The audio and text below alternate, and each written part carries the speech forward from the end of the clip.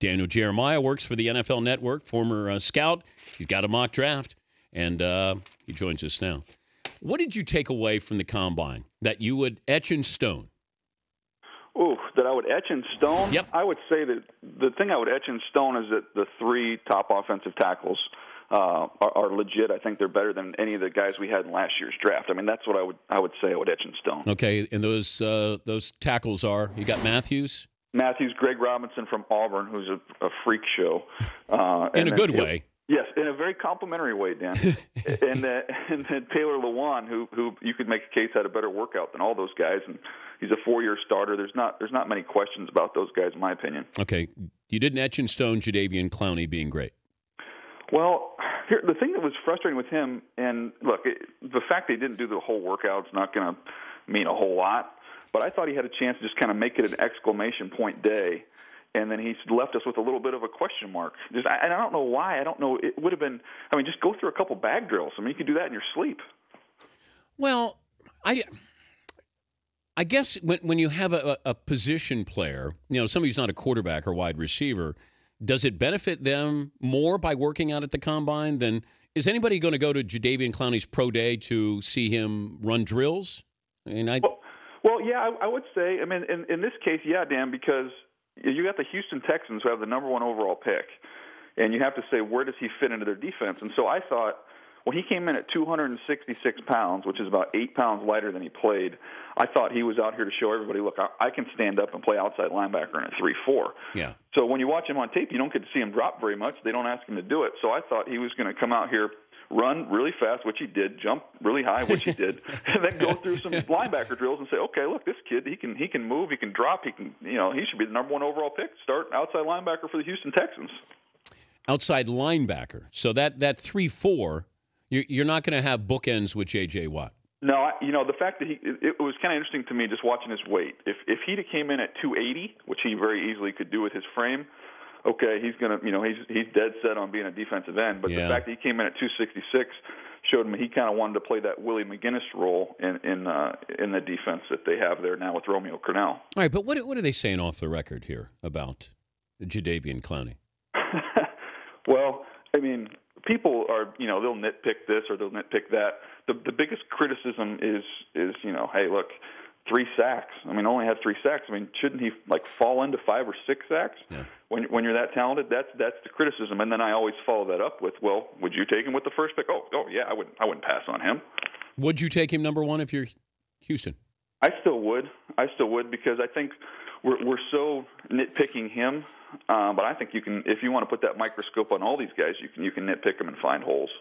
Well, but we're looking at Manziel and Jadeveon Clowney, and we have questions about them. Ron Jaworski was on the mothership, said he wouldn't take him in the first 3 rounds. Let's go through the quarterbacks here. Okay. I'll start with Manziel, who, and we've talked a couple of times. If I'm Jacksonville or Cleveland, I would go all in and take him, especially Jacksonville, because now I have a face for a franchise that nobody cares about. And he's going to start, he'll play, they'll be good and bad and ugly, but you could have some fun with him. Where do you think Manziel goes, and where should he go? I think Jacksonville is the first place I look. Like you said, for the reasons you just gave, that makes sense to me. And last time, Dan, we talked about Cleveland.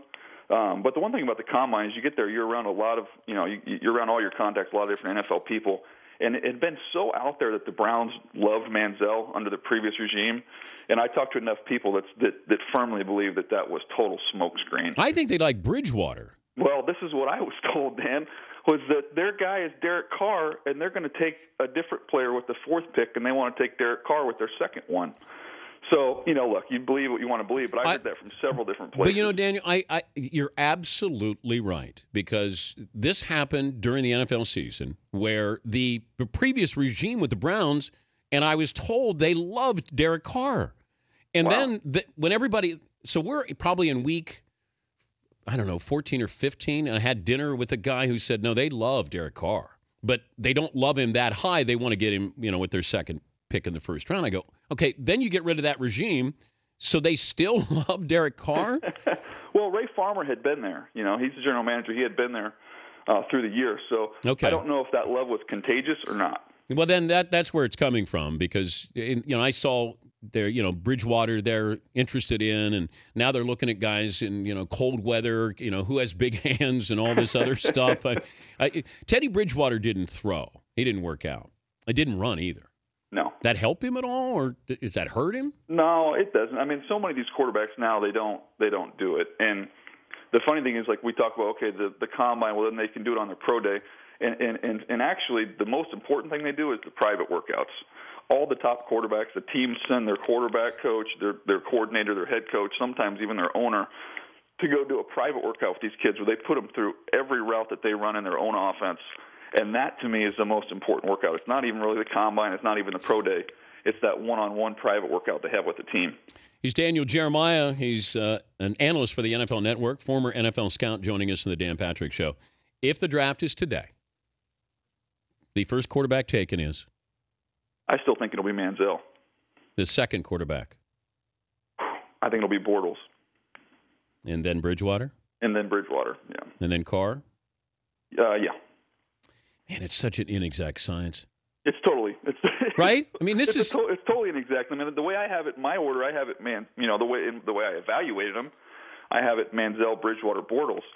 But again, like these mock drafts, Dan, it's a collection of kind of what you think of the player as an evaluator, and then what you hear, and then what their needs are. And when you come out of the combine, you talk to so many different people. And the weird thing is, I hear people get excited about Manziel, and then there's people that don't like him, and there's people that get really excited about Bortles, and then there's people that don't like him, and nobody ever talks about Teddy Bridgewater. I mean, I haven't talked to one guy that's like, that's my guy.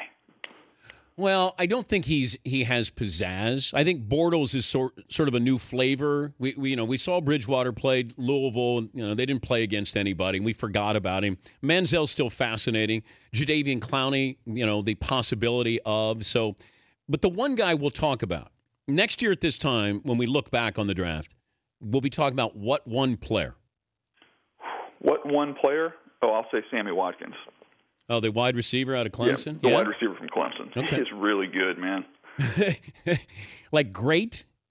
I think so. I mean, to me, when I go back and look at my reports and the grade that I gave him. And that seems like a Rams pick. Like that if they could get somebody like that, they could use, some of those wide receivers.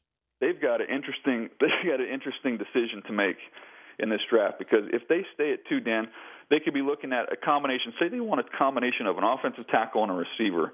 So there's a chance you could be choosing between, like, okay, we can have Greg Robinson and cross our fingers that Mike Evans from Texas A&M gets there to us, or we can take Sammy Watkins and cross our fingers that Taylor Lewan gets to us. So either one of those two packages, Sam Bradford's pretty happy. Yeah, I don't know if he's the future, though. Well, he'll be happy, though, right? Yeah, well, if he stays healthy, that'll be fine. But will there be a trade? Can you see a maneuvering going on here? Texans locked in at 1. They will stay at 1. Yeah, I mean, this is interesting, because normally you say there's going to be trades when there's some elite players up at the top, which I think we do have that in this draft. Yeah. But then the other thing, they say that there won't be a trade because the draft is so deep, and that's precious currency. If you're parting with a bunch of picks in this draft, there's going to be a lot of starters in the 3rd, 4th round. So I think teams might be a little reluctant to give those up. We'll stay in touch, because I'm sure it's going to change, Daniel. Hey, Dan, happiness. We can all be happy. I know.